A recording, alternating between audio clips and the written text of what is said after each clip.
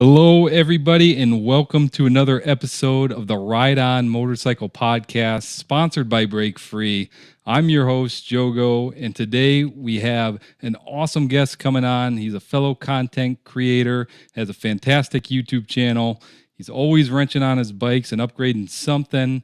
And wow, and I forgot the last part that I was going to say. Gotta love live streams here.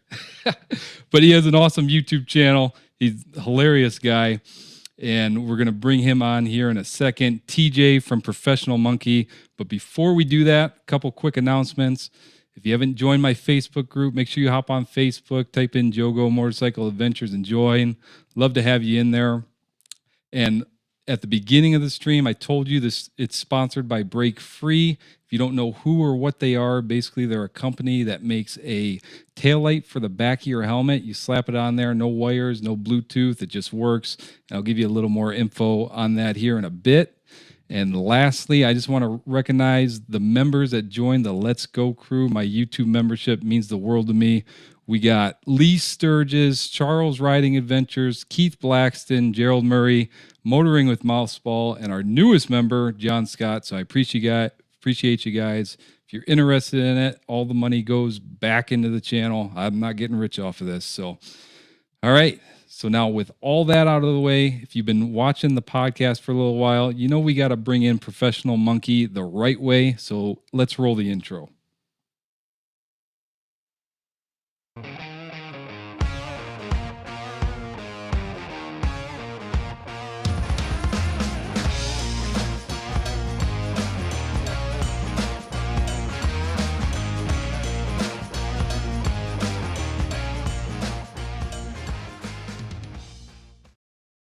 Is going on, man? Dude, you do a much better job of my channel than I do. I like that intro a lot. I'm stealing that. Hey, I'll send it over to you. You can have it if you want. I'll use it as an intro. I don't know how to do this video stuff. I was actually yelling at the wife while I was in the waiting room, going like, "Check out Joe's setup, man. This looks cool." Like, appreciate that. Well, I got a lot of good stuff coming for you. So, right on, man. So before we hop into this, let's see who's out here in the chat, which I appreciate Professional Monkey bringing. He just had a premiere on his channel, bringing all you guys in here. Never had this many people waiting for me. Let's see, real quick, we got Mark Dunham, we got Seltfire, Anti-High-Vis, Nate, Paula Peterson, Lee Sturgis. He's always like an hour early here. We got Mrs. Monkey in the house. Oh, she's saying, "Hey there, honey buns," to another man there. Well, yeah, I'm sure guessing a man. It's probably Fat Glide she's talking to. Yeah. We got Jimmy the Bull. We got who else here? V-Rodder and a bunch of other people. I appreciate you all being here. If I keep on going down the list, we'll be here all night. All right, TJ. Our normal crew of miscreants. That's awesome. Well, welcome all. So, all right. So this is kind of silly question, but why don't you go ahead and tell us a little bit about yourself and your YouTube channel for the people that don't know about you? Sure. So I have been motorcycle obsessed since I was a young kid. It's my father's fault. You may have seen Old Man Monkey on the channel. He makes appearances from time to time. He'll actually be with me all day tomorrow in a video, but I literally grew up on the back of his bike. He worked in the car business in the 70s and 80s and 90s, and he worked 6 days a week. He had 1 day off a week, and that 1 day was on his bike, and I was always on the back. And so I grew up on the back of Dad's bike. I went to Sturgis for the first time, and get this, 1989. Wow. As a young buck with all of his buddies, and saw things that a child should never see. I mean, I was a teenager, but still. And I was absolutely addicted to the culture at that point. I always loved bikes, but Sturgis in the late 80s as a teenager, and you're just like, this is me for the rest of my life. I'm going to do this now forever. And it stuck. And now whenever I'm just 3 a.m. wrenching on something, and my old man calls me and says, "What the hell are you doing?" And I go, "I'm doing this, that, and the other." He goes, "What is wrong with you?" I always say, like, you did this to me. Like, this is your fault. So, you know, since I was a young kid, I've been obsessed with motorcycles. And then he bought his first Harley when I was, well, pre 89. So I would have been probably, I don't know, I was probably 10 years old, several years before that he got his first Harley. And then how it actually started was he would go to the local small shop. Now, Harley shops in the 80s were often cinder block buildings. And you would go in and you'd order your parts. And then weeks later, if not months, you get a call that the part's in. So we would go to the dealership. The dealership was big enough for 3 bikes to sit on the showroom. And then there'd be literally a pile of parts off a truck. And Ralph, the old man behind the counter, would go, yeah, that whatever you ordered is in the pile. And Dad would just send me into the pile. And I'm like, just going like this, trying to find the thing we ordered. And then when we got home, Dad would go, all right, boy, you put it on. And so I spent, lots of time wrenching on his bike. And it stuck, man. Like, I'm obsessed with turning screws and playing with bikes. And I'm not a professional. I do not have knowledge. My buddies who are actually qualified mechanics just sit there in the garage watching me with this look of horror, because I'm like, I don't know what the hell I'm doing, but I'm going to do it. And I love it. It's been my whole life. So Yeah. So you're not a professional, even though professional's in your name. right. Well, that was kind of the joke, right? Is like, I'm the most professional out there, because I don't know what the hell I'm doing. I just figure it out. Like, and it's a blast, like I have friends that are the real deal. And my buddy Jason that I talked about in a video, I did a stage 2 on my own Road Glide ST recently. Mhm. And Jason builds pan heads and shovel heads and all this stuff. And him just sitting there on the stool watching me going, oh, good God. Like, and I'm like, what? It's fine. This is all fine. And I'm like in the cam chest of this 2023 Road Glide ST worth $30,000 plus. And I'm like, it's fine. It's all okay. And he's just going, it might not be okay. To watch him, it's a blast. So I love it. I love having a good time working on bikes and potentially making mistakes. Hey, that happens to me more often than not. So, so what's your YouTube channel about? So the Professional Monkeys channel actually came from the pandemic, which I think there's a lot of really good channels out there that came from the same period. So we're all trapped at home for a couple years. And my wife one day, God love her, was like, you've been going to Sturgis since you were a kid, and that's unique, she said. And it turns out it kind of is. And she was like, why don't you go do a video on like what you've learned going to the Sturgis rally from very far away for so many years? And I was like, all right, whatever. It was literally just a occupy your time kind of thing. And I went out and I did a video on I did one video. It was 4 hours long. And she was like, all right, now wait a minute. Wait. Maybe we should, like, you should do it over again and just do like segments. So I went out and I redid it, and I did like where to stay, where to eat, where to get a drink, best parties and best rides. And the first year I did that was 2020, I think. Yeah, it was 2020. And I did this series of videos for me. I didn't care if anyone watched it. I just did it for me, just to have something to do. And it was fun, and I learned something new, and people really enjoyed it. And we tapped into something where it seems like there are a ton of people who want to experience Sturgis, but it's super intimidating because it's expensive as hell. It's far away. They feel like they could make a mistake and end up staying in some hole, excuse my language, for a whole lot of money. And so when I did those videos, a whole lot of people were like, okay, so go to the Buffalo Chip, eat here, drink, this is the ride not to miss. And I still to this day get comments about videos I did 3 years ago. Like every day there's something about like, is it still the Buffalo Chip? Should I still do that? Should I go here? And I love it. It's so much fun helping people figure out their way to Sturgis, Yep. So you started off with talking about everything Sturgis, and now you're basically just having people follow along your journey of wrenching on bikes, maybe getting the part on, maybe not, maybe having to call somebody for help. And your channel's awesome, man, and you're hilarious. Everything that you say in your videos. So, and you keep it real.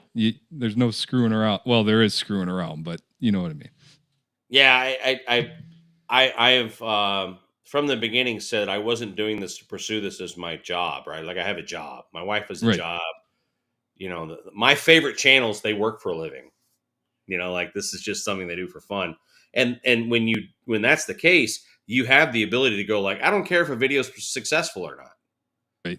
Some videos are crazy successful, some are not, and you just do you. And as long as it's really you, it's more fun to watch. So um that's to me liberating, right? Like I work for a living. Like I've been really blessed with a great career, and I'm not walking away from that. And as a side effect of that is I can go out in the garage and do something really stupid on the bike and record the whole thing, and then go like, well, that really went to hell, but hey, welcome. Thanks for coming along. Like one of my favorite video to this day still is I was doing something stupid like changing the reflectors on my Ultra a couple of years ago, and live, like I had a GoPro and I was going, this doesn't fit, it's wrong, it doesn't go in.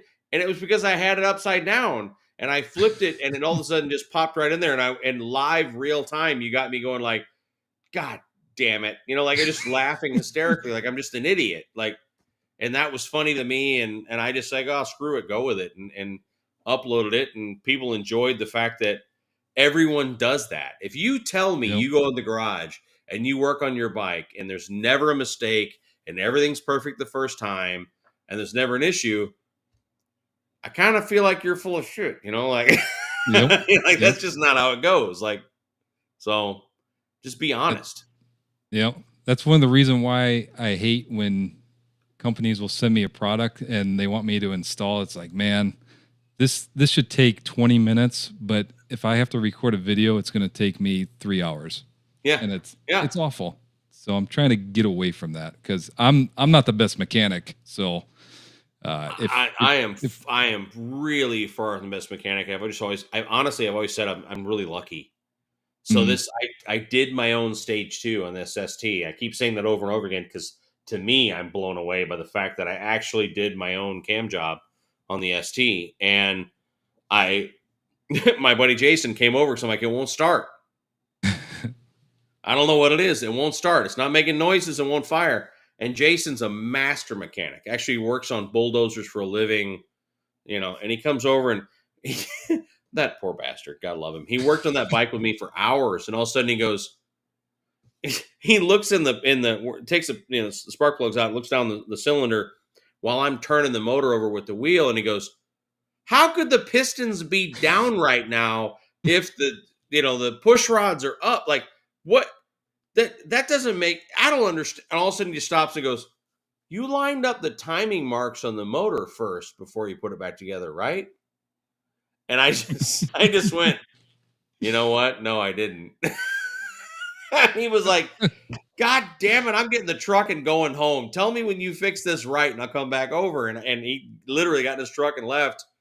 And the next day I pulled the whole thing apart again. And yeah, timing was like exact opposite. Like it was totally all the way around. I don't know what it was. I was working my real job at the same time, going back and forth, and somehow I just missed that step, and thankfully the timing was so far off in the motor it didn't fire. Because if you know anything about engines, if it's just enough off, it will fire, and it'll destroy the engine. It'll mm, actually eat itself. But it was so far off, the engine was like, I can't even ignite like this. Like the pistons are down so it was thankfully that far off. But once they fixed it and put it back together, she fired up, she ran great, and I feel like a real man now. I feel like a real mechanic because I've done yeah, my own stage too. But I'd be bragging about that too because I watched that entire video and it was just so interesting just to see how everything was done, and it was like an hour long video. I'm like, I ain't got you nothing to can't do. do a stage two video in less than there's so much to it. Like Right. it's not for the faint of heart. Like it's Hmm. getting in there. Like I had buddies back home in St. Louis where I'm from calling me saying, texting me going, "Oh shit, he's in the cam chest." Like literally that's all the text message said, like, "Oh no, he's in the motor now." Like this could go real bad, but Yeah. it went well. All right. So we're pretty much gonna skip question number 2, because you pretty much already answered this. How long you've been riding? And well, how long have you been riding? I know you said you're raised on the back of the motorcycle, but how long have you been actually riding? Approaching 30 years. Ooh, man. All right. Yeah, Well, my dad started me young. I mean, like I had an ATC when I was 10 years old, like a three-wheeler, because he wanted to kill me. Obviously, my father's been trying to kill me since that long. So I had an ATC, and then I had, pocket bikes and scooter kind of things with little Briggs and Stratton motors, and then a dead period because education is everything to my parents. I'm Gen X, and our parents just beat the hell out of us to go to school. So yep. during my college years, there was no motorcycle stuff. It was just work, work, work. And then right out of college, I bought a 1974 CB750 and rode it, and then sold it, and then bought a Shadow 500, and then went through just a string of Japanese cruisers, and then bought my first Harley. Actually, my first Harley that I owned, I bought brand new, which is weird. I had a bunch of Yamahas and stuff. And then in 2004, so it's now 20 years that I bought my first new Harley 20 years ago. And I haven't owned anything since. I haven't owned anything but a Harley since 2004. Wow. Yeah, you've definitely, so since I've been watching your channel, you've had a ton of different bikes. I'm sure you've had way more before the channel. So Oh, I had a string of inexpensive Japanese bikes before I ever bought a Harley. Like all kind. I had some garbage bikes. I had some awesome bikes. I had some bikes I would love to have back. I had a 2000. The first year of the Yamaha Roadstar Warrior. That was the first new motorcycle I ever owned, and I think that was '02. Somebody will comment, I'm sure, because the one thing about our channel, like bike experts who are just all in, watch the channel. So someone's going to say like, no, 2001 and a half was the first year of the whatever. So I had a first year Yamaha Roadstar Warrior, and that was my first brand new motorcycle. I would, God, I'd give a lot to have another one. That was an amazing bike. Like I loved that bike. I abused the hell out of it. I almost died many times on it. I'd love to have another one. And then I had sport bikes. I had an R1. You have to have a super bike. Oh man, I don't know about all that. At some point you have to own one so it can teach you how quickly you can die. Yeah. Because that bike, I had a 2004 R1, and I can remember pulling out of the subdivision on the highway and just hammering it and being amazed at how that bike smoothly and calmly, the front wheel would just come off the ground. Mm. And then you shift into second, and then it'll come down, and then you hammer it on, and it would just slowly come off the ground. And then third, and it was like that motorcycle just defied physics and everything you've ever known about motorcycling. Like it's just an amazing piece of machinery. Yeah, I'd be afraid to own one of those because I just got the new Road Glide CVO, and that's pushing almost a little too much power for me, but I'm learning how to deal with it. Tough problem to have, let me tell you. Yeah. But so this will lead me here into my next question, and I actually have a video cut together for this. So I'm going to ask you what's your favorite part about customizing a motorcycle, and I put a short video together of some of the motorcycles that you got in your garage. So let's take a look at that.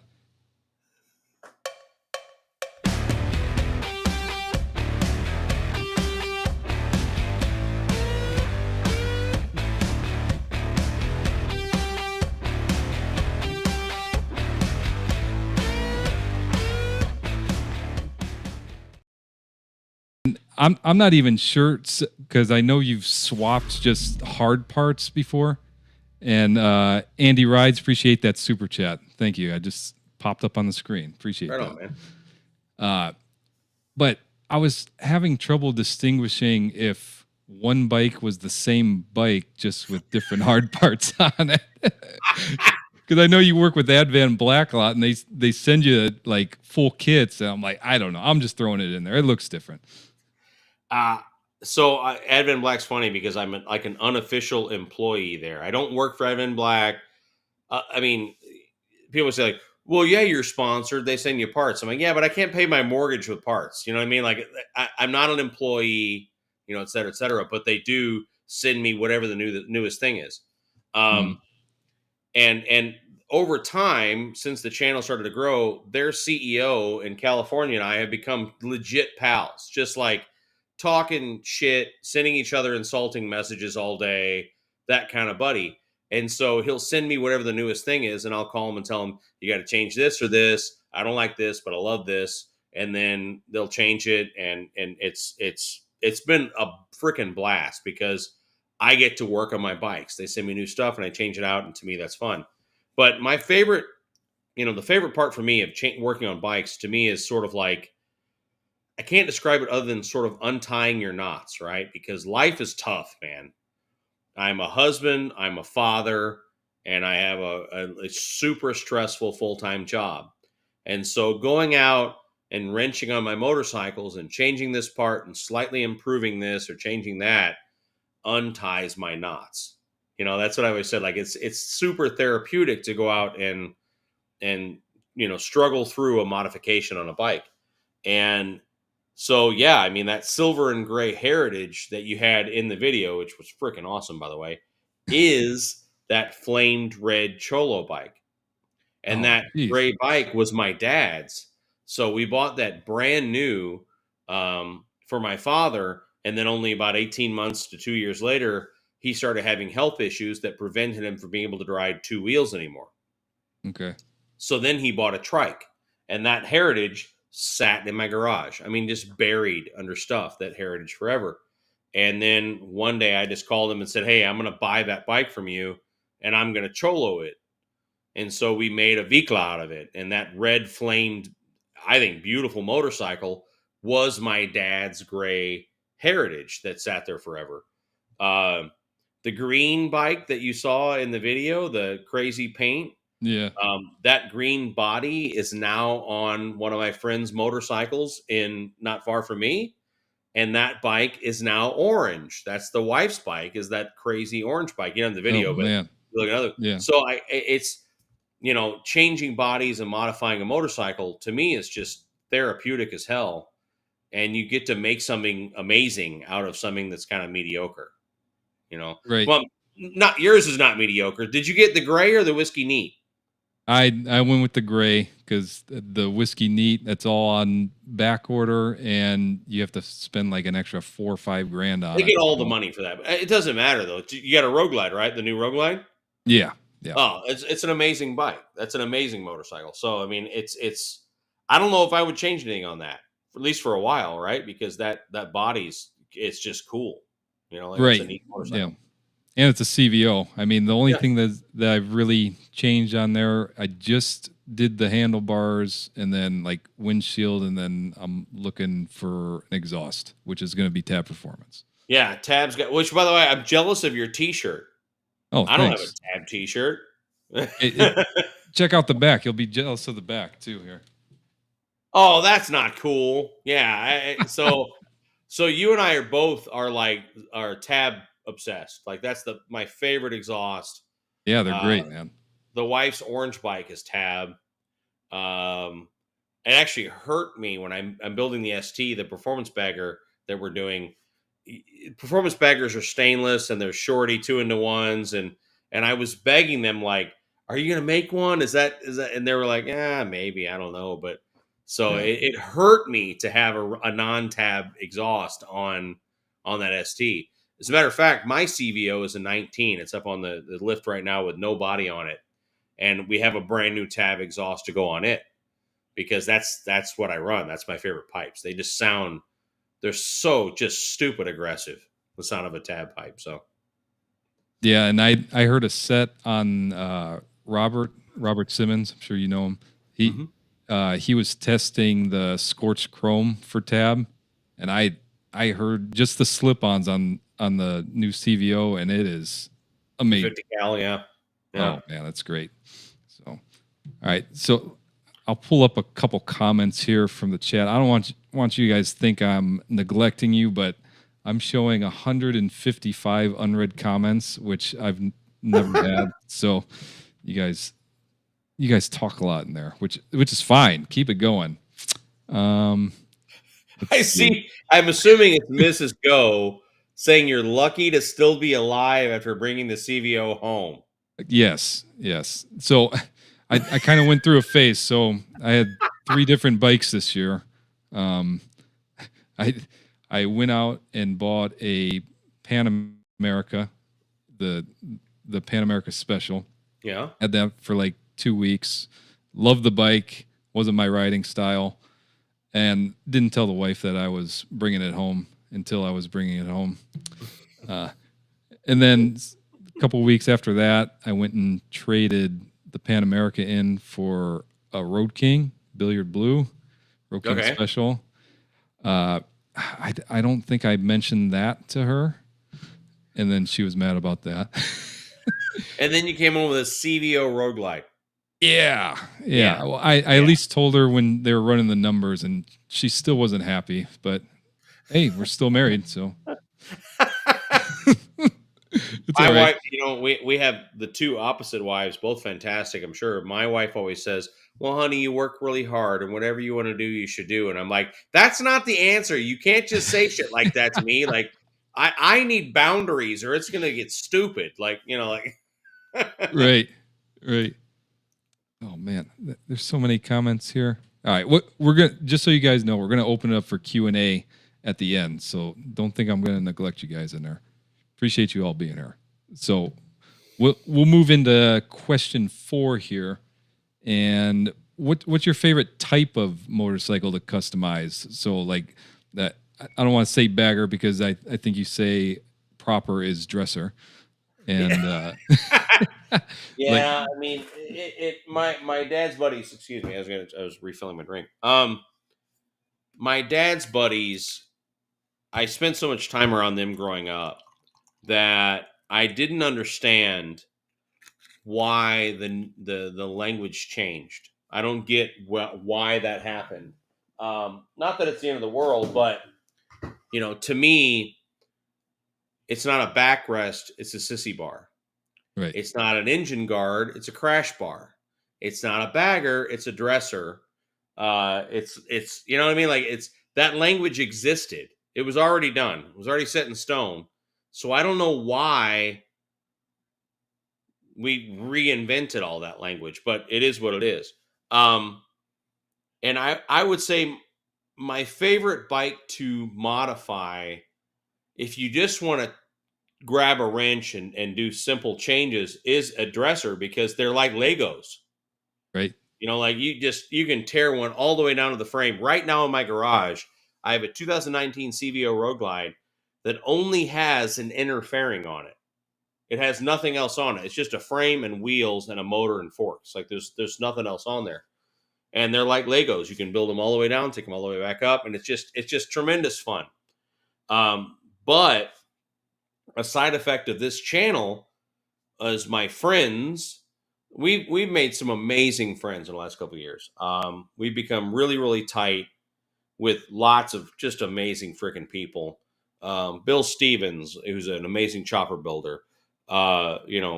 Chris and Heather, who own Cycle Source magazine. Just I've like shared air with Dave Perowitz, just sitting there looking in the eyes of a guy who was one of my dad's idols. I mean, like, it's just been really awesome. So when I Real built quick my though, first, real quick. hmm, I think I saw a video when you were face to face with him, and then you just on completely accident, blew it. Yeah, yeah, you I blew completely it. blew I it. totally screwed that up. Yeah, it was just like it was ridiculous. Yeah, and I'm so embarrassed.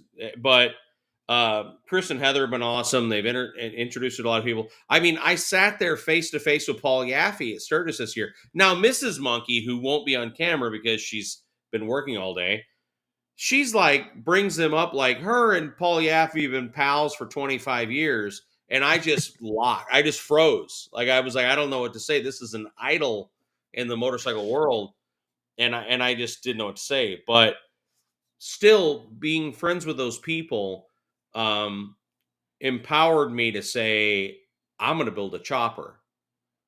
Like I've never done this before, but I'm going to freaking do it. And it was those friends saying like, call me, FaceTime me, text me, and we'll figure it out. And so I bought a dilapidated old chopper that hadn't run in 15 years and tore it all the way down the frame.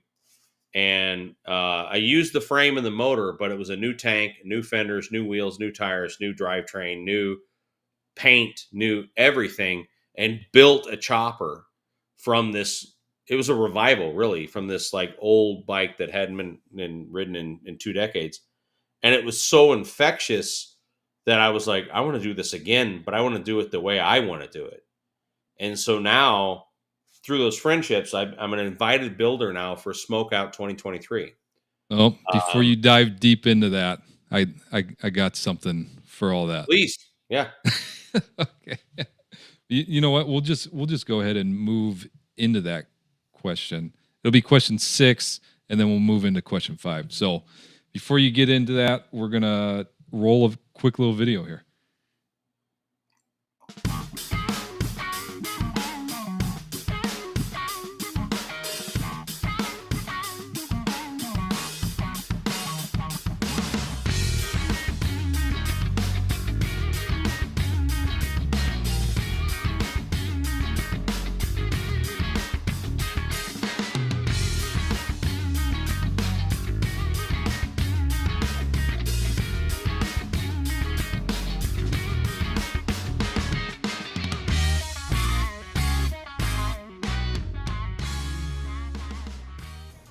Screwed. I mean, royally screwed. It's a good kind of. No, it's not a good kind. It's. There's no way to say this right. I'm gonna have a really exciting, fun, terrifying, challenging 2024. So jumping into question number 6, I should have prefaced this with the question. So tell us a little about the Smokeout Rally, why you're screwed, and what you're going to be doing there next year. So first off, I'm sorry for screwing this whole thing up. I'm screaming. No, it's fine. I just roll on. But so at Smokeout year before last, Chris and Heather and I, who own Cycle Source magazine, they don't control everything. They're just like, they own the magazine, so everything kind of, gravitates around them. We had become super tight. And as soon as they say, hey, we're thinking about doing this, I'm like, that's amazing. Let's do it. I'm all in, whatever. And so around that time, that first year, I built Brown Sugar. And I brought her to Sturgis, and I brought her to Daytona. And at Daytona, I won Working Man's Class, which is basically the ultimate garage build. The ultimate dude who doesn't know what they're, dude or woman, who doesn't know what the hell they're doing. The Working Man's Class is that what that is? So I won that with Sugar, and was just shocked. I was shocked. The wife was shocked. My father was like, "You're an idiot. I can't believe they actually liked that thing." That's how it went. And then when they said, you know what, we want to bring back the Smokeout, which is the most amazing rally. It's in Salisbury, North Carolina. It's in September. So go to smokeoutrally.com, but it's like 6 weeks after Sturgis is Smokeout Rally. And it's so storied and respected. So if you are a nut for biker build-off, the first ever big biker build-off was Indian Larry versus Billy Lane. Oh. Right? We're talking, gurus in our obsession. Was at Smokeout. That's when it was judged, was at Smokeout. And they said, we want to do a build-off again. I was like, oh, yeah, let's do this. I'm in, whatever. And then a couple months goes by, and they say, yeah, we're going to do it. And you're in the initial 24. And I went, what? Like, I really wasn't prepared for that, because when they said we're rolling out the 24, what they're doing is 24 invited builders, and then social media is going to whittle that down to 12. So here's 24 people and the bikes they have built, and then they're going to, via online voting, whittle that down to 12 builders. And then 12 builders are expected to be at Smokeout in September with a bike. And then those 12 be whittled down to 6. And that 6 of those 6, you'll get a winner. So The night they're announcing the 24, we're watching it online, and they go all the way to 21, I guess it was, and they said, "Oh, there's a typo. Let's skip it. We'll go to 22." And so we're going on and on, and the wife is sitting next to me. I'm like, "Oh," and I swear to God, I'm like, "Oh, thank God." I didn't. I'm still going to build a bike for fun, but I didn't make the 24. We're clear. Because these bikes they're knuckleheads, panheads, like beautiful bikes. And then they get to 24, and they said, "Okay, now we're done. We fixed the 21 one. Let's go back to 21." And there's a picture of brown sugar that comes up and says Oh professional. man. Son of a! I'm like, this is like, whoa. And I immediately commented, I would like to withdraw from the program because I'm like, did you see these other bikes? Like, one of the other builders is a friend of mine, Shelton Einerwold. Shelton he's maybe 30, 31 years old. He's just talented as hell. He works for Clockworks. He goes to work every day next to Brian Clock. Like, this guy is crazy talented at a young age. He's got a 120 something inch S&S motor building an FXR. And I'm like, well, there's one of your top six right there. I can't compete with that. And Shelton is texting me going, "No, man, we're going to do this. Let's do it together." And I'm like, okay, all right, we'll do it. But I'm going to lose horrifically, but it'll be fun, and that's what we're doing. So actually tomorrow, I'm going to pick up a 20 something years parked, but a 25-ish year old chopper that hasn't run in that period. The owner passed away. I only know her via her siblings, so I've never met her, but her siblings are so awesome. This is a lady who built a chopper in the late 90s. Like this, how badass do you get? Yeah. She passed away. She left her bike sitting there in a garage. And so I have purchased that bike from her siblings, and I'm going to get it tomorrow and bring it home. And we're going to fire it one last time as it sits for her siblings. And it's super emotional because it's going to be awesome, but we're going to get that bike running one more time for her siblings. And then the motor is going to come out of it. And that motor is going to be my motor for my smokeout build. It will be nothing like all these other bikes or even Shelton's bike, but to me, it's going to be everything. That bike's going to be a motor that hadn't run for 20 years and sat in an aircraft, hangar, then transplanted into a rigid chopper with a Springer front end. And we're doing something we're going to build the bike I've always wanted.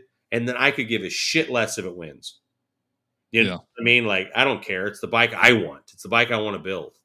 And everyone's going to be able to watch that and have input and ideas and thoughts. And I know it won't win because you're going to go to Smokeout and see there's going to be knuckleheads there with handmade, hand controls and all kinds of crazy stuff that I don't know how to do, but I don't give a shit. This is going to be a blast, Right. So you're basically doing it for fun. You'll probably learn some stuff. Do you have any plans for what you're going to do with it after you're completely done? Take it to Smokeout and stuff? Honestly, my plan is to build a motorcycle I've always wanted to own. And the timer cover, for example, right now it's purple because her name was Natalie. And what Natalie wanted 20 something years ago is not what I would want today. And so I hope that she takes it with respect, but the timer cover on the motor is going to say "on loan from Natalie" because it's nothing like what she liked. Her bike was purple and crazy. Mm-hmm. Looked like something off the Ultimate American Chopper, episode. But we're going to do something awesome with it. And I'm gonna keep it. It's not, everyone always says like, "We're gonna raffle it or whatever." I'm like, I hope you don't take this the wrong way, but no, man, this is my bike. This is the bike I've always wanted to own. And if there's an amazing opportunity to make some real change, then maybe we'll do something with it later. But no, man, this is it. Yeah, that's cool. The ultimate chopper for me. Yeah, and didn't you mention she was a pilot, right? She had an aircraft hangar. Yeah, she was a pilot. And the crazy thing is when the siblings, it was through a couple stages removed, they connected me with the siblings and they said, "We don't know what this is. We would just love it if you come look at it and tell us what the hell this is." And I Mhm. said, of course. And I drove up, and they gave me the garage code because they're all out of state. And the garage door opens, and I just went, holy shit. Like, I'm like, this purple, to be honest, I hope she doesn't, she's not mad at me, but monstrosity, because it was so wild and so over the top, this bike she had built in the late 90s. And so there was a van on the neck, and I took a photograph, and I'm like trying to do a search, and I called the brother, and I go, I don't think this bike has ever been titled. And he goes, I wouldn't be surprised. He's like, my sister was gangster. Like, she would do whatever she wanted, however she wanted. He goes, and I wouldn't be surprised if she paid that shop. It was called Red Racing in Boca, but they're since closed up. But Red Racing in Boca built a bike. He goes, I wouldn't be surprised if she had the bike built from the ground up, never titled it, never plated it, never just rode it. Didn't, like, found an illegal plate, slapped it on there. Like, that's how she was. That's the kind of person she was. And I'm like, I think that's what we got, because I searched the VIN. It has never had a title, and it's ever. So, Wow. yeah. I think that's somebody that I could get along with, if I was There's a around picture back then. supposedly. I want to get the picture and put it in the video, but there's a picture supposedly of Natalie. That was her name. Like, posing in a bikini next to this purple chopper on the beach, like 20 something years ago. And I'm like, dude, I wanted to party with her. Like, she's just wild. Like, had a chopper built, never titled it. I don't care. I'm just gonna ride it. Like.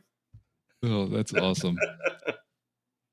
All right, guys. So we're about 42 minutes in. I don't know if it's halfway or not, but I gotta play this little promo for the sponsor of the stream real quick, Break Free. If you guys are interested, I'm gonna show you guys some info on it, and we'll be right back. When you're riding on two wheels, there's one rule you can't ignore. If they can't see you, they can't avoid you. That's why we have to do everything we can to be more visible while we're out on the road. In this video, I'm gonna unbox and review the Break Free Smart Brake Light. Let's talk features for a second. This light is special because it's completely wireless. You don't need to use any apps or connect it via Bluetooth to use it. So how does it work? It has sensors in it so it knows when you're braking or slowing down. This is great because sometimes we use engine braking to slow down. That means we're not using our brakes, so our taillights aren't going on. This will give the motorists behind you a heads up that you're slowing down. It has a rechargeable battery that's supposed to last 8 to 12 hours depending on which mode you have it in. This light is IP65 waterproof and weighs in at 7 ounces, so it's really light. For the light itself, it has 100 LEDs and it's a single one-button operation, so they keep it simple. We have the light all mounted to the helmet, now we have to test it. Let's roll, baby. Okay guys, we are on the bike. Let's test this bad boy out. Downshifting should illuminated. All right, now I'm slowing down with the brakes. Making a left. Okay, so now we're coming up to the stop sign. We're gonna do a hard stop. Should have blinked. All right, now we're gonna do some head movements to see if this thing's gonna blink or not. They claim that it won't, so we'll move my head up and down, side to side and stuff. All right, now I'm rolling off the throttle. All right, guys, that was the ride test. As you just saw, this light works exactly as advertised. So what do I think about it? This is a fantastic product. Not only does it look cool, it adds an extra layer of safety. Right there you have it. Break Free, one of the few products that I promote on my channel that I absolutely love it. Got a special link down in the description of this video to get you $10 off if you're interested. So even if you don't use my link, go get one because it's fantastic. That thing's pretty badass. So the missus actually is a commuter rider. She actually rides to work pretty regularly. And that, I think, would be pretty freaking badass just for her. I mean, she rides in heavy traffic. So, right. Well, I tell you what, they told me to actually ask you if you want to work with them. So I was going to ask you after the stream, but figure out. Yeah, no. Yeah, that'd be cool for her helmet. Yeah. That'd be cool. That's a cool idea. So I guess they use accelerometers and stuff for all that stuff instead of like, that's a really neat idea. I like it. Cool. Yeah, it's spot on, man. Like I was thoroughly impressed with it. All right. So now we will move into question number 7. And did I skip a question? I don't know. We'll move to question 7. Yeah. All right. Roll the intro. You just want to see the intro again. I've got whiskey here. Let's do it. Yeah. All right. So, question number 7. I have another video that I'm going to play for you. So, you were just recently, not too long ago, at the Harley Davidson in Tokyo, and I cut together a little video of your experience here. So let's go ahead and check that out real quick. Here we be. So this is Harley Davidson Shinjuku. Ooh, vending machines. Damn it, there's no inappropriate adult products in there. We'll have to keep looking. So you might expect the dealer to be full of like 500, 750s, Sportsters, this, that, and the other, but that is just not the case. I'm looking down the line here. You got your Heritage, you got your Road King CVO. That is nicely done, Nightster. Now that I'm sure is really popular here. Oh my God, a pan. Look at that. I only buy t-shirts when I'm overseas, and I don't normally really do that because, I don't know, unless I have really cool dealer tees. I would buy one, of course, from here, and I will. They have them to fit my largeness, which is really exciting because I thought, no way in Japan they're going to have, t-shirts big enough for this monstrosity / specimen. They do, so I'm gonna get a shirt. I don't know if these are used or what, but they got amazing inventory here. They really do. We got a nice CVO Ultra. It's hilarious that I had to come to Japan to see a breakout. My dealer, Alligator Alley, they're sold when they get there. So here's a brief synopsis of your Tokyo trip to the Harley Davidson. If you guys want to check that out, it's on his channel. So the question is, what surprised you the most about that dealership? Where do you get off doing better with my content than me? I apologize. Not an exaggeration. I'm watching that going, oh, this is what a good video looks like. Like, I mean, seriously, like, that was fun to watch, and it was me. Like, that was wild. So it's funny because you edited that into what I would say, and that is, if you go to Tokyo and go to a Harley dealership, I think the average person would have a certain expectation. That is, A, you expect them to be large, and they're not. They're tiny. And then B, you expect them to have the typical, assortment of new Harleys. No, I mean, they had highly desirable CVO Ultras. They had lowrider S's, which at that time you couldn't find in the U.S. They had them sitting there. They had, out front, there was a Softail Standard, I think an Evo. They had an amazing inventory. Like, I loved it. And then as I was sitting there talking to the lady behind the register when I bought my T-shirt, she said, like, who are you? What is this? Because she saw me videoing. And I said, well, I have a channel in the U.S. and, that's on YouTube. And I just love Harleys. And I walked around a little more. And in that time, she had searched on her phone and started yelling to everyone in the dealership, like, check this guy out. So she chased me out front and gave me a flask, a shot glass, a chip, a poker chip from the dealership, a challenge coin. They were so sweet, which is normal for Japan. Actually, if you've ever been, they're just wonderful people. They really are. But as soon as not that I've figured out who I am, but they looked that up and suddenly chased me out and brought me back in and talked a little more about their inventory. And I love going to Harley dealerships overseas, but that one visit was interesting because, there was a panhead up front. You aren't going to see that in a U.S. dealership. You aren't going to see an Evo in a U.S. dealership, but in Japan there was a panhead sitting out front. That that's something. That really, really was interesting. And you'll find that in certain countries, they might be more Harley obsessed than the average American biker. Wow.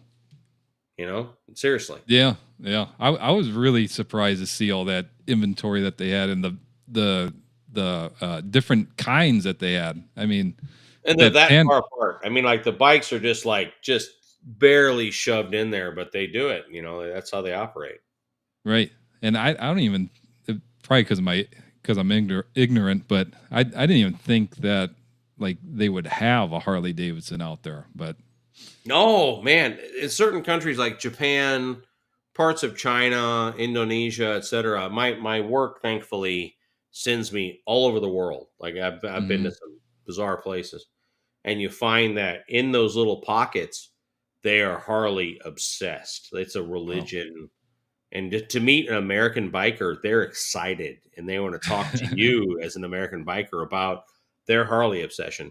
One of the greatest motorcycle rallies on the planet actually is in Tokyo.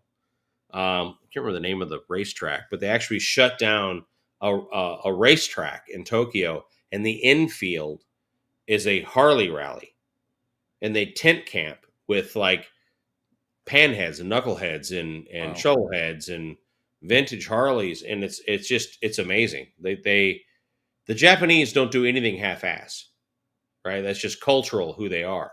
And so if they're Harley nuts, they are Harley nuts, so it's really, really fun to see those stores, Yeah, very cool. And I encourage you guys to go watch that entire video, because just the walking around Harley was just a brief part of the video. It's hilarious seeing you walking around. And so from now on, I'm going to send my videos to you, and if you could recut them, that'd be great. I don't know. We'll see. I'm pretty busy here.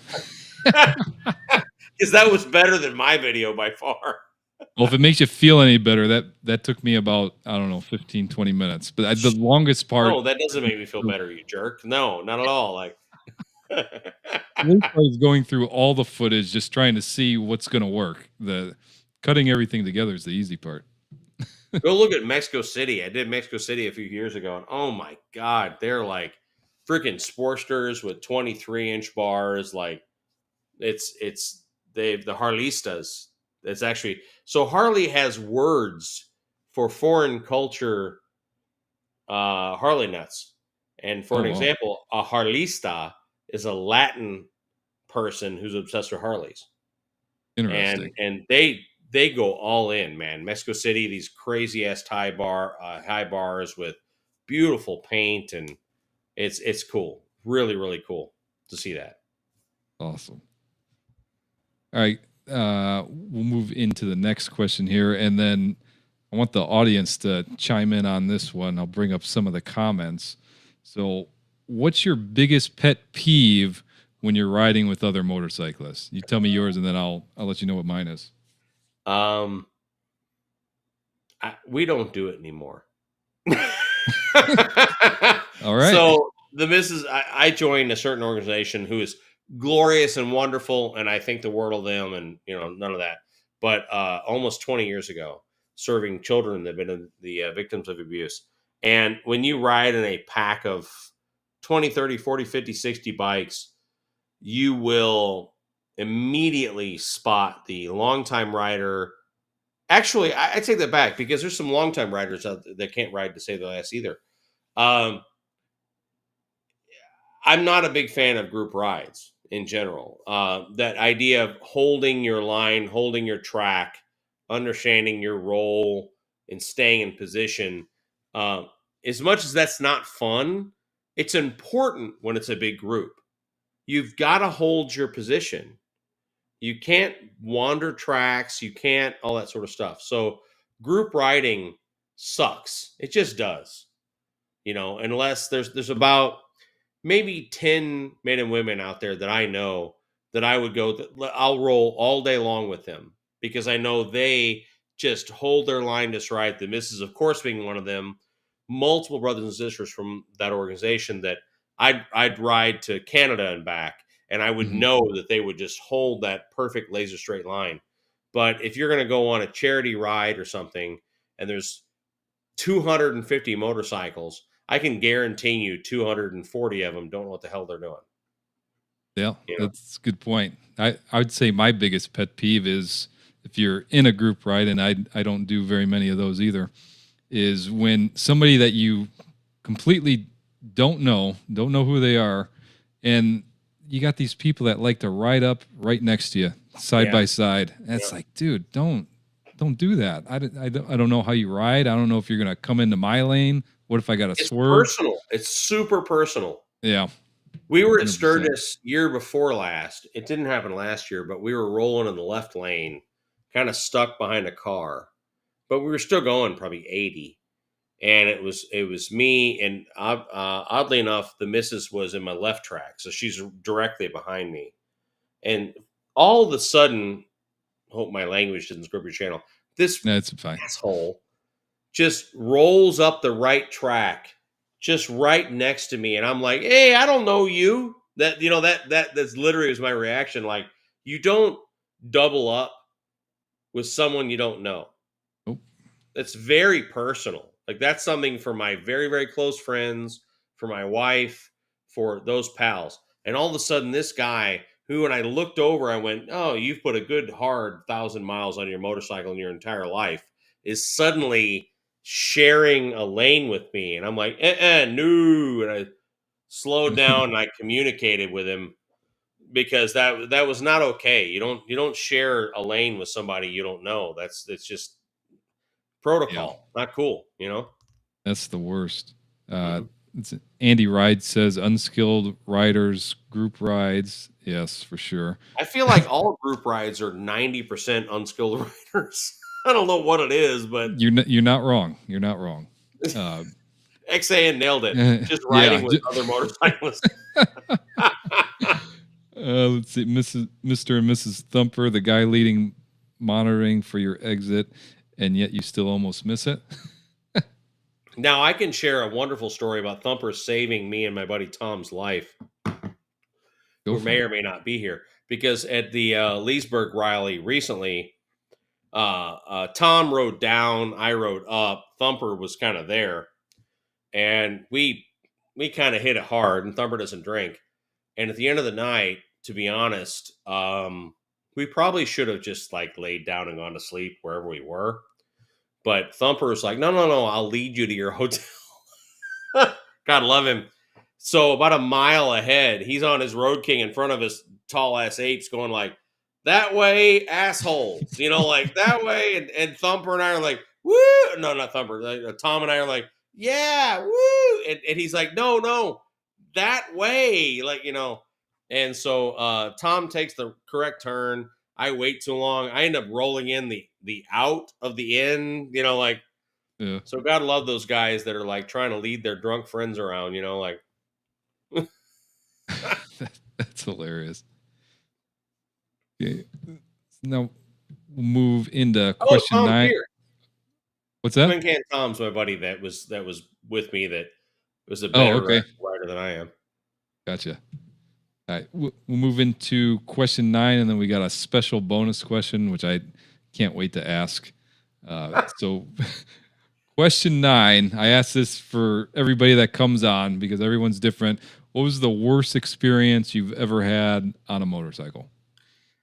Probably my really, really bad crash in 2007. I had worked super, super late that night in St. Louis. It was April. It was pre-riding season, but I didn't care because as soon as I could leather up enough to ride, I would ride. And I was at work until, I don't know, 1, 2 in the morning. I was riding home, and I'm from St. Louis, Missouri, which is a very old city. And a side effect of an old city is the roads can be shitty. The manhole covers are brass, which is not, new city stuff. And I was turning right, and at like 2 in the morning, in the apex of a turn, I had a V-Rod at the time, the front tire just let go, and I slammed down on the right side and broke pretty much everything on the right side of my body. The bike just went spinning away, and there's a police officer behind me, and he saw it happen. And thankfully he saw it happen, and thankfully he's also a rider.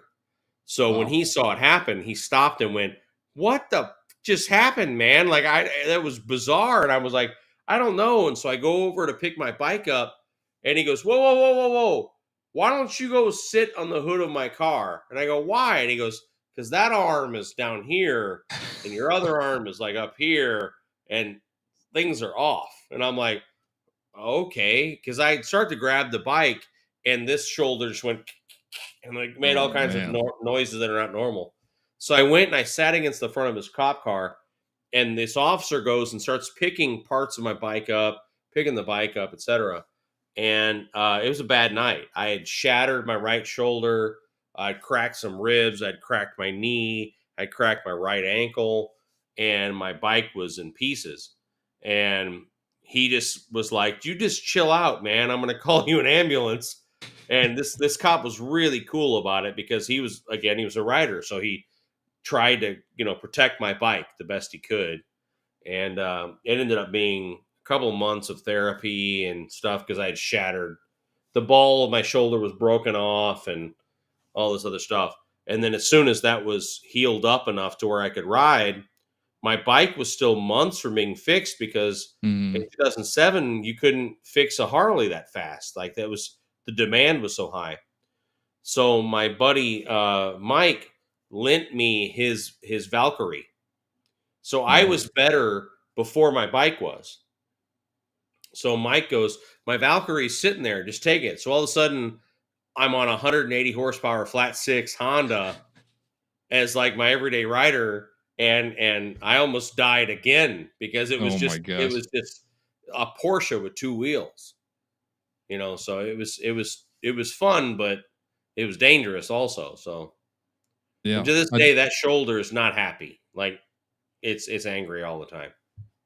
Yeah, and you really lucked out with that cop behind you, being a rider, and then like to some people, if that happens to them, they throw in the towel. They're like, "I'm done." But obviously, that didn't stop you from riding.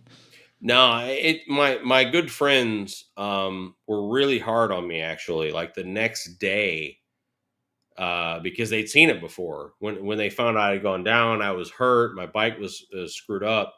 I had buddies showing up at my house, going, "All right, what's the plan to get you back in the saddle?" Because if you give it any time at all, you'll fall out of the fold. You'll stop riding. You won't be a biker anymore. And so your good friends who are like in their blood bikers will be there that day, going, "No, no, no, no. What's the plan?" And that's why Mike brought me his Valkyrie. I think Six his nickname Sixpack. He brought that bike. I think 2 or 3 days after my accident, and just put it in my garage. Well, Like, "You're riding this. That's what's going to happen because while they fix that, you're going to ride that." And he's my daughter's godfather. Like he was like, "You're not going to stop riding, so let's figure this out right now." So that's an amazing friend. I mean, I would, he's I the would best. hope for a friend to do that for me, but all my friends got rid of their bikes, so here we are. So when we got married, a funny story about Sixpack, the same guy. We moved from Missouri to Florida. I put my crossbones in his garage, and Sixpack's like, "Oh, I'll sit on it until you're ready, whatever you want me to bring it down." And I said, "Why don't you bring it down for the wedding? That'll be fun." And so Sixpack just loads my crossbones up and just leaves St. Louis and rides flat down from St. Louis to South Florida, which is like 1,400 miles, Yeah. straight through, doesn't stop. No hotel, nothing. We're talking, 1,300 miles from St. Louis straight through. And he would stop and not even put the kickstand down. He would just grab the gas, Oh my and gosh. just fill the bike. And then he's texting me at stops going, "There's something wrong with this bike. There's gasoline coming out of the top of it and soaking my crotch while I ride." And I'm like, "Did you not even put the kickstand down?" Like, that's how hardcore Sixpack is, that he would fill the bike while standing up. And you can't do that. It overfills the tank. Yeah. So then a couple miles down the road, he's like, "My crotch would get really cold." And I looked down, it was gasoline coming out of the tank. Just get a lighter. It'll heat up Like, real quick. and he would smoke cigars while riding. I was like, "Don't smoke a cigar while riding." That's hilarious. Jeez. Yeah, I actually rode my bike, my Street Glide, when I had it, up to the altar. Right on.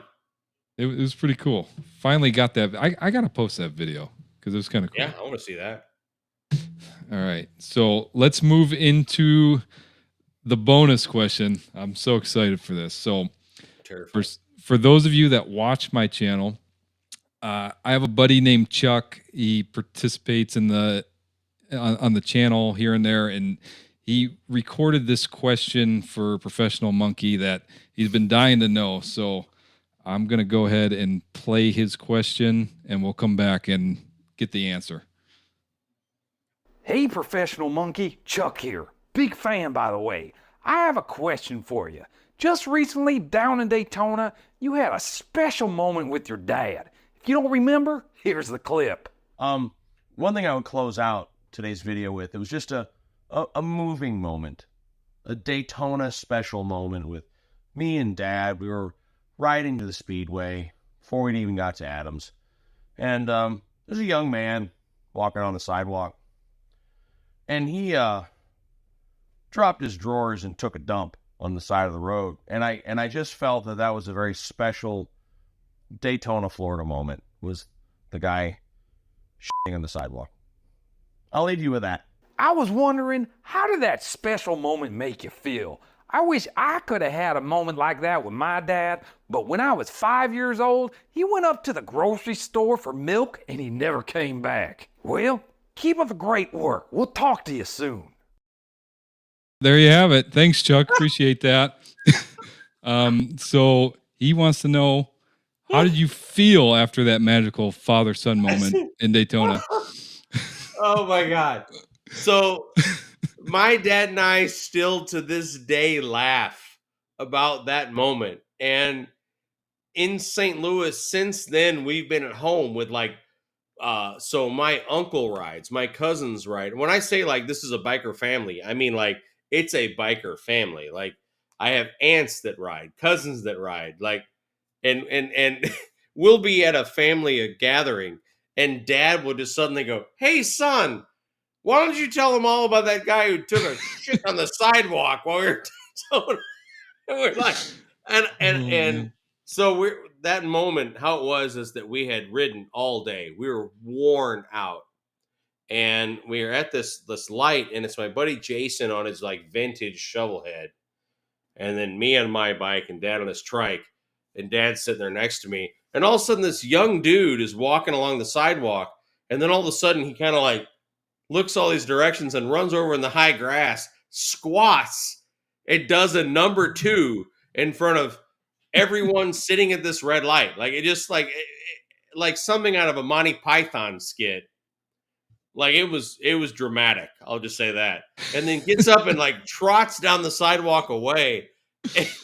And I'm laughing, my dad's laughing, but no one communicates as to what we saw.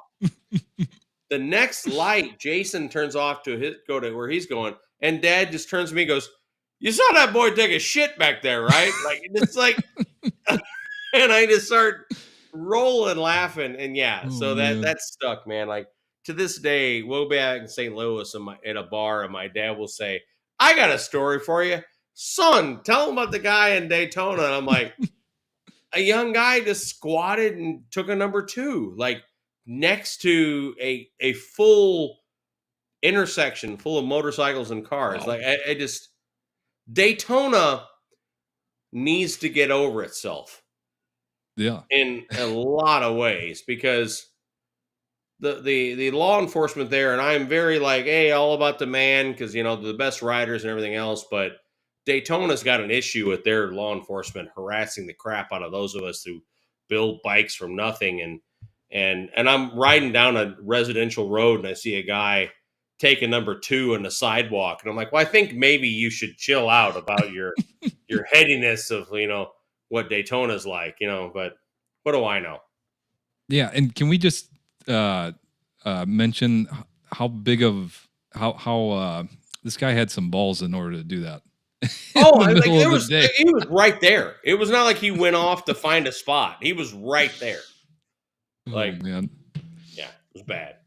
That's fantastic. I couldn't wait to ask that, because I was going through your content, and I think I watched the entire video, and I'm like, I have to put that on the stream. So I made a note. I'm like, it's in this video. Make sure you go back and pull it.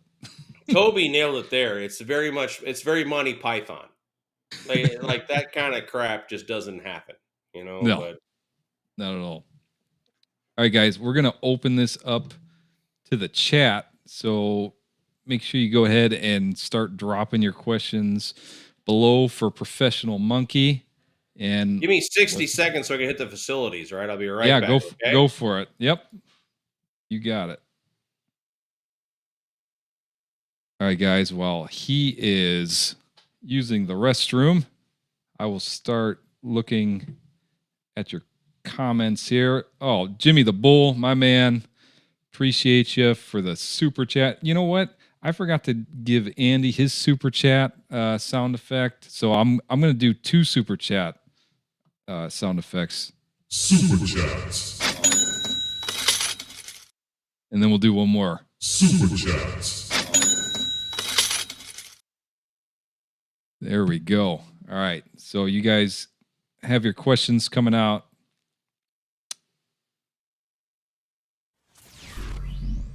All right. Hey, look at that. Jimmy the Bull, you got a super chat banner above me too. I've never seen that before. Interesting. All right.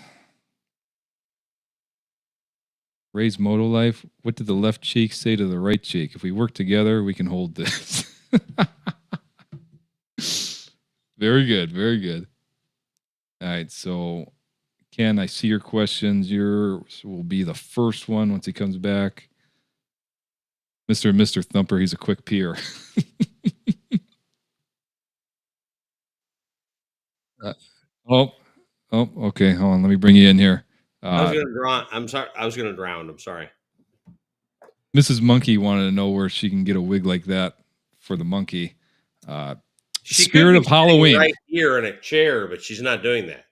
Yeah, well, She's being a jerk, you know. all right. Well, the answer to that question is Spirit of Halloween. You can find one. Oh no, we're doing this. She wants to start shit. We'll do it. Wait. Oh, that's nice. There you go. Doesn't match your facial hair, but we'll work It's with okay. it. I'm like the librarian we all had in high school. Oh man. You know, the fact that like we had this in like right there, I could grab a wig. You know, like yeah, mine's right over there, but I'm not gonna slap that on. Chuck gets so. mad Joe, when you it touches can there. you can you know the fact that we're bald. How hot are like wigs? Have you put one on recently where you're like, oh my god, the heat? Like, how do people do this? Like, how do I they have think hair? Because oh no, that's better. Oh my god. yeah.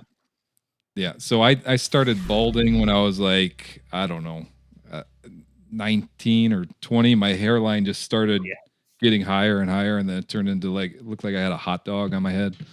So I had I'm the like, duck's ass. Did you have that? I had this like tuft of hair. no. And then it was bad. Oh, yeah. That's what you're Yeah. talking about. I call it a hot dog. I think it looks more like a hot I dog. looked like Jason Voorhees from an 80s movie. Like I was like, there was tufts here and not there, but that, you know, like. Oh my gosh. All right.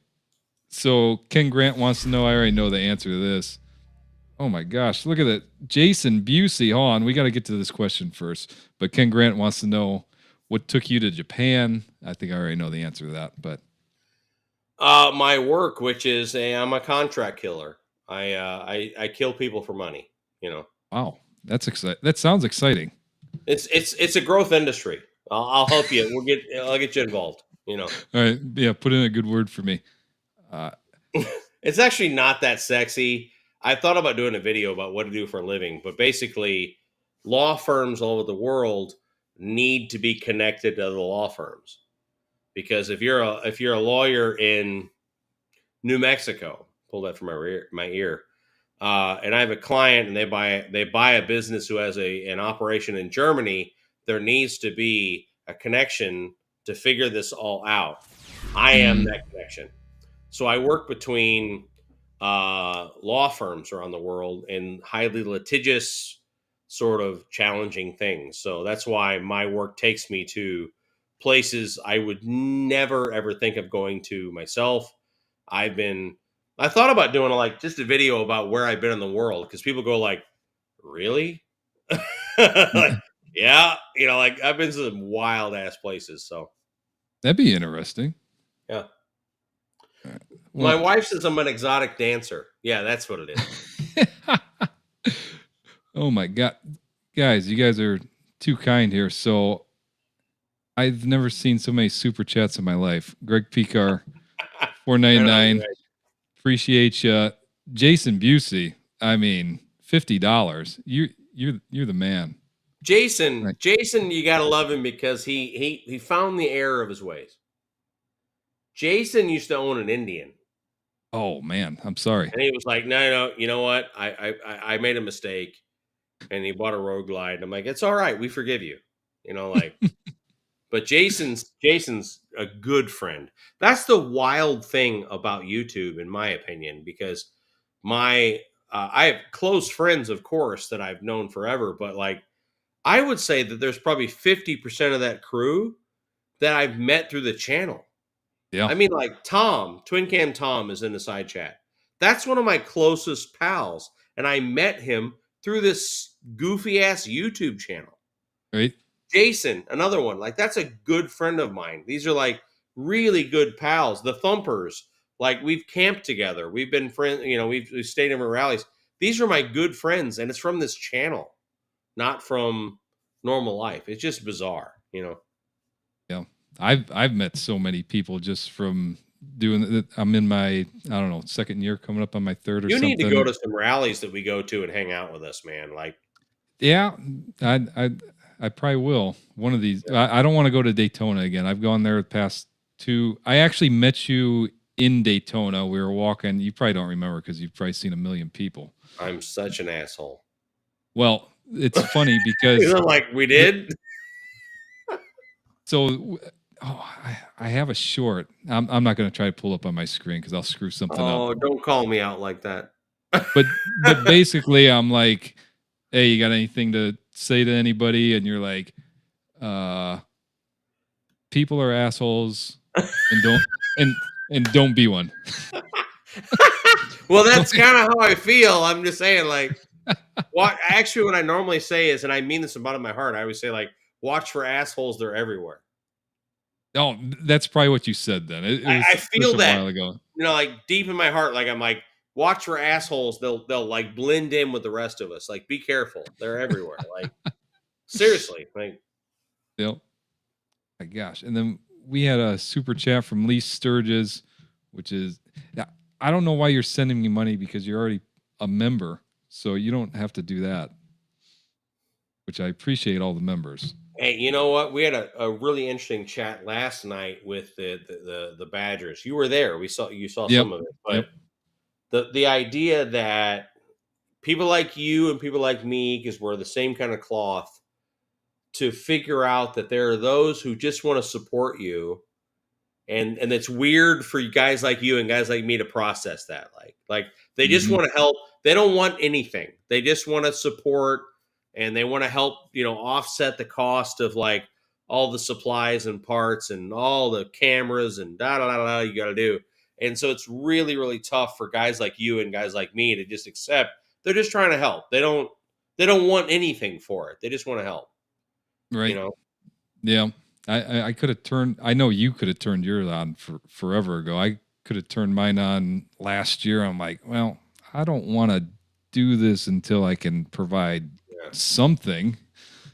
So, I mean, if you join mine, I know you did too. I struggled with that for the longest time because I was like, I can't afford to do this just on me. Like, right. This is not NBC. This is not ABC. This is not whatever. Like, I can't afford to buy supplies and parts and stuff to install and do a video. Like, I just can't do that.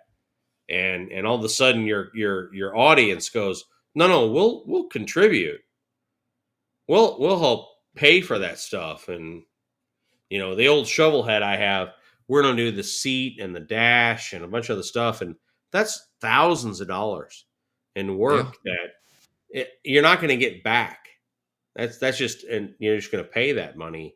And it was our viewers that were like, please do this. Just turn it on. Just turn on the thing.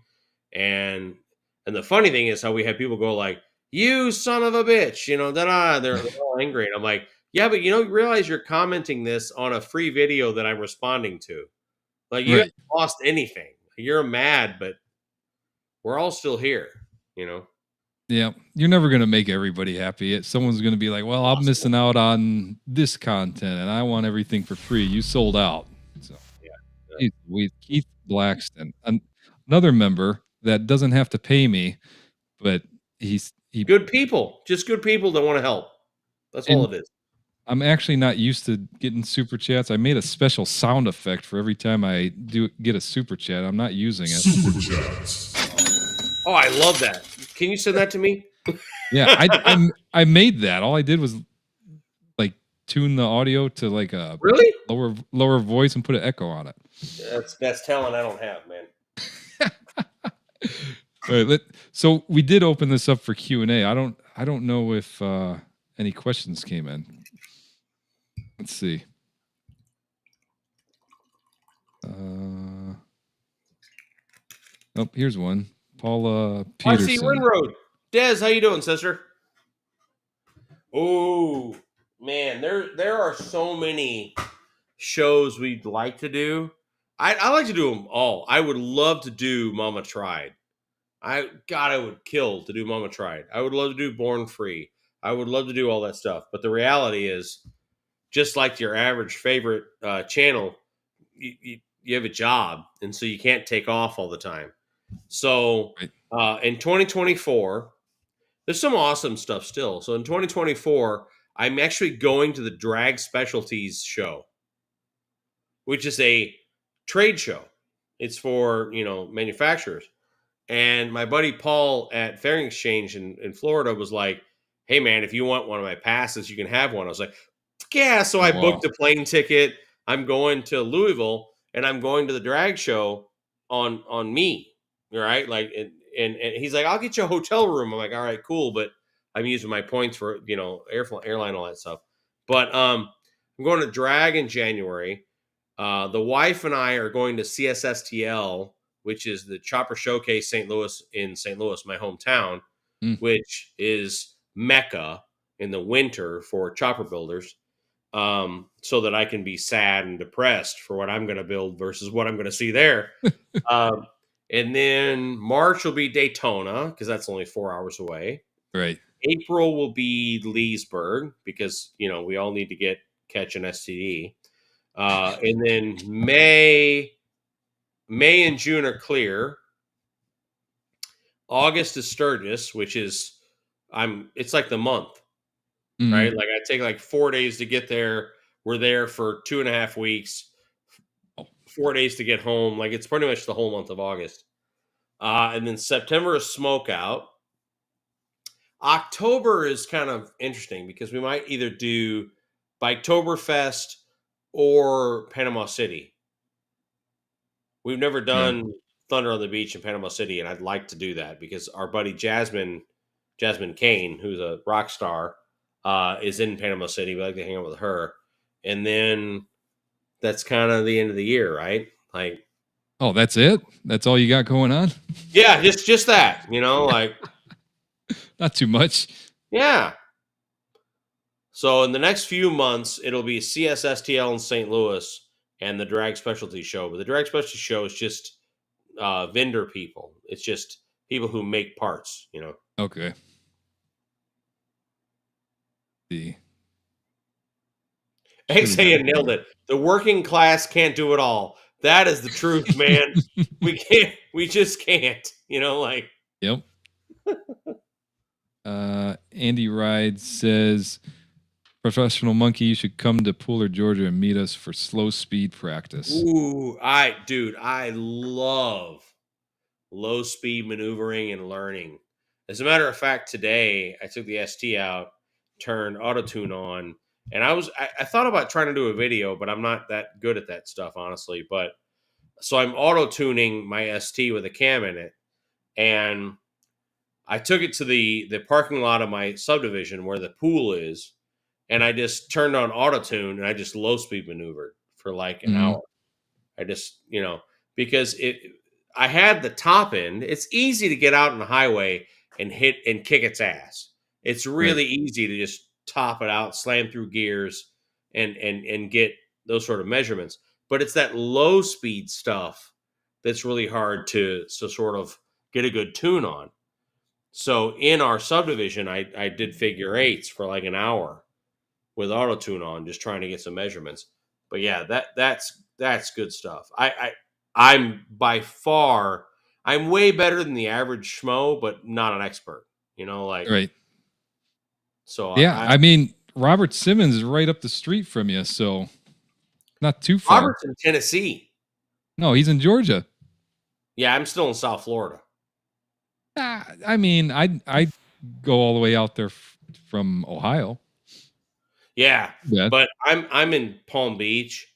Okay, fair It's enough. not that fast.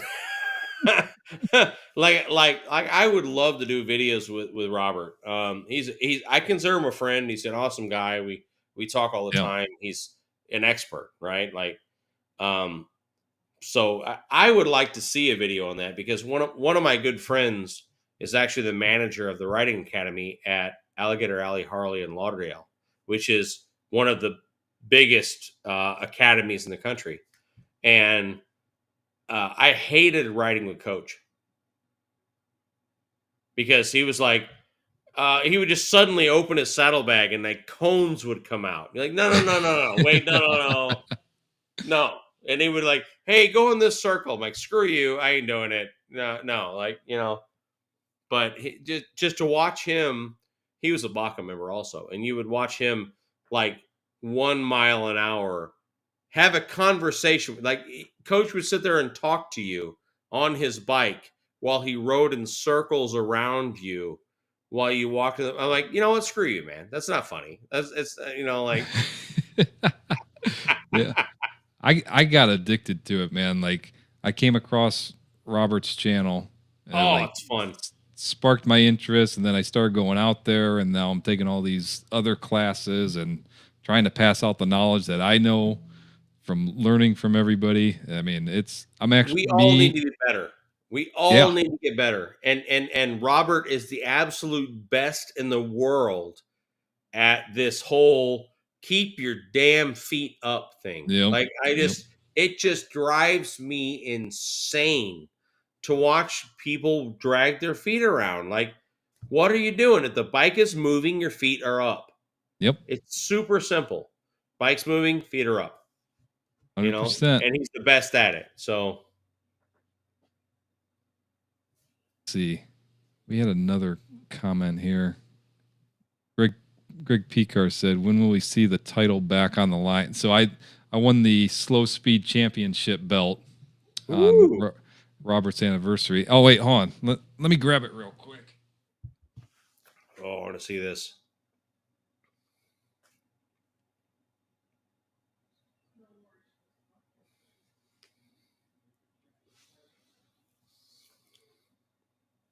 All right, for some of you guys that don't know. Oh, I love that. Yeah. So I Where? had this. Tell the story. I want to hear this shit. Okay. Hold on. Let me set it down real quick. All right. So basically, me and another YouTuber, Q, Riding and Wrenching, we had like this battle of, he kept on saying like he was going to beat me in a slow speed race. And he beat me like once or twice, but it was virtual. And the second race was against Chuck. So he'd never really beat me. So we had this whole thing all set up. I ordered that belt off of Amazon, had it custom made. Right on. $200 belt. And I have a whole like hype video that we did. So I made a hype video for that. And then we set it up during Robert's anniversary celebration. It's a whole thing. A bunch of people came out. And obviously I have the belt. So I beat him fair and square. So here's my experience, which is not end all be all. It's just my experience. If you do a low speed race and you start and you just do you, and you're moving ahead of this other person, and the normal guy is like, oh my God, I'm losing. No. This guy's going to screw up. Yeah. If you just super crazy slow behave, don't try and stop. Don't try and be the cop who sits still and doesn't Yeah. move. Just keep going and don't put your feet down. This guy is going to put his feet down before it's over. Like, so there might be slower, but they lose. That's my experience. Like, because Yeah. that was always fun when I was a kid, and that was the matter was going super crazy slow and not going the slowest. But the reality is, the guy who is trying to sit still ends up putting his feet down, Yep. and they lose. So just go as slow as you can, but keep your feet up, and the guy on the other side loses. That's my experience. Yep. I've been getting to the point now where I'm able to make that stop and just kind of sit there for second Oh, and I a half. can't do that yet. You're better than me. So It- I can do full lock turns. That's I can do good. full lock turns while barely moving. I can do that because it's all about practice, man. And Yep. it doesn't matter. I don't care if my buddy Joe is better than I am. Like, I don't care. It's just a matter of being able to do it. You know what I mean? Yeah. Like, Yep. it's not about being the best. Just be that crazy low speed capable dude where you're riding the friction zone, to Mhm. quote Robert, because he's the best at it, and going as slow as you can, but doing full lock turns and stuff. That's what matters. It just, I think that we as bikers need to challenge ourselves to be the best we can be. And if Joe's better than me, that's okay. You're still just trying to be the best you can, but keep your freaking feet up. Yep. Oh my God. Like I just, It's just all like we're trying to stress the basics because Yeah. like if you ask me, the MSF course, it needs some type of reform because it's, I don't know, it I think teaches you Harley the course very is very better. basics. The Harley course is better than the MSF course because the Harley course is going to force you into potential crashes. Like, they push you into that. So when I took my license test in Missouri, this is 20 years ago. The funny thing is, I'd ridden for years and didn't have a license, and I got pulled over, and this cop in St. Charles was like, "You don't have a motorcycle license," and I was like, "I don't. That's crazy." Like, and the cop's like, you don't. You have like 72 hours or whatever to go pass the test to get out of this ticket. I'm Oh like, all man. right. So I go to the highway patrol, and this very evil woman says, you start at this line, and you basically pull a whole shot from this line to this line, Yeah. and then once you hit this line, you have to slam on the brakes. You have to be stopped by this line without dumping your bike. That was the Missouri motorcycle test. And so I had a Roadstar Warrior, dude. If I hit it hard at the first line, shit was getting real. Like, it was a drag bike. So I did it and just barely didn't go down by the last line. Like, I hammered it and then slammed on the brakes and slid to the last stop. It barely stopped. And this trooper goes, "You passed." And I'm like, "That seemed dangerous." And she goes, "Yeah, the guy yesterday broke his leg." Oh my Like, gosh. ambulance had to come get him. But Great. yeah, I mean, it that's how riding was in the Midwest versus Florida and everything else. But Yeah. Oh, look at this. So I failed to. Oh, here it is. Greg Picar. He became a member. I want to recognize him real quick. I know, man. Man, like all these, I need to have you on every week if that's okay. Let's do it. Dude, I'm down to get hammered and talk bikes anytime. There's no I'm down, Right. Let's see here. What else we got? Toby Northern. What's up, man? Well, Toby's a friend, so what's to he going to say? How long will you be in Louisville for the NVP? I see it's only 1 day. Oh, no, I'm there that whole weekend. I get there Friday and I go home Sunday. Is that far, bud? Like, let's make this shit happen. So the Louisville show, it's Friday through Sunday. I get there Friday. I'm there with Paul and the gang Friday night. All day I'm doing whatever Paul wants because he's paying for the hotel room. I'm using miles for my ticket because I'm that kind of guy. But yeah, so dude, come over and hang out, man. Toby and I'm gonna make you throw up. That's what's gonna happen. Like, we're gonna drink whiskey until you puke. There you go. Toby's a good pal, so Ken Grant says the Harley course, the MSF course with a Harley wrapper. I don't disagree, but like, my wife did the Harley, and the Harley course involves sliding to a stop sideways before hitting a car. That was like part of the. Then again, maybe that's just our dealer. That's But- possible. Because Our I dealer, went through so- I went through that course and I didn't have to do that. That would have been cool though. So our very good friend Coach is the manager of the Harley MSF course in Alligator Alley in Lauderdale, and when the wife did it, they did the whole, like, from this line full throttle to this line, and then all of a sudden they pulled a car out, and you had to slam on the brakes and slide it sideways before hitting the car. That was their test. And when the wife did it, so Coach, the manager, is our very good friend. The wife does it, slides, doesn't drop the bike, which most people drop the bike, and he just goes, "Savage, change your pants and come around." Like she just Wow. slid like sideways into a limousine. It was actually a limousine they used for the pull-out thing. But Oh my god! So what happens when somebody hits it? They just you hit it, fail. If you hit the limousine, you fail. and you get a free ride in an ambulance. I guess, because you're going to break a leg. So You're gonna break something. something. Oh man! All right. Well, the chat's slowing down. I got to eat dinner. Yeah. But before we go, why don't you let everybody know where they can find you on the interwebs?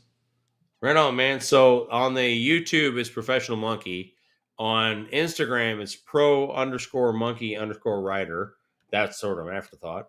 And then if you're a member of the channel, tomorrow night at 8 p.m., we're doing a members only live, which is just, I see Tom is here and our closest friends are here.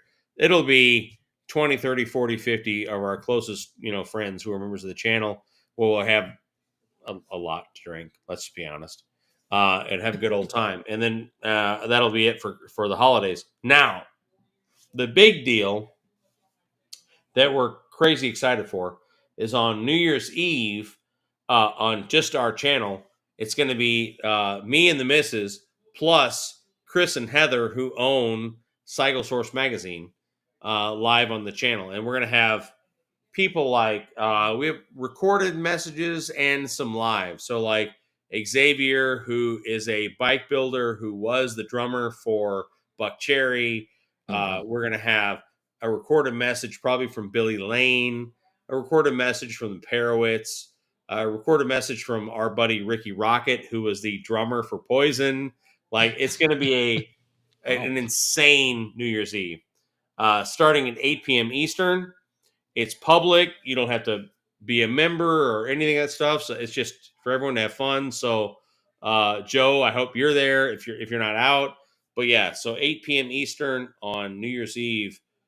That's the thing, man. Like, it's going to be a crazy, insane, fun party with legitimate legends from the motorcycle business all night until the wife passes out and then I pass out. So, Well, make sure you hit end on the stream, or you can just have a 24-hour stream and then you just lay in there sleeping. but channel members this Friday, we have a members only live, which will be 40, 50 people, and it'll be truly inappropriate because it's not public. We can say things you can't say on YouTube, and Right. it'll be fun. All right. Very good. Well, I will definitely try to pop in on that live stream. Sounds like it's going to be awesome. So I'll do on. my best to pop in there. But Please all right, do. guys, I want to thank Professional Monkey coming on. It's been great. And if you guys are watching this on the replay, I'll go ahead and put a playlist right here. Check out all the other live streams. And as always, this is Jogo with Jogo Motorcycle Adventures. And until next time, ride on. And thanks for everybody that donated, super chats, joined. It was awesome. Thank you.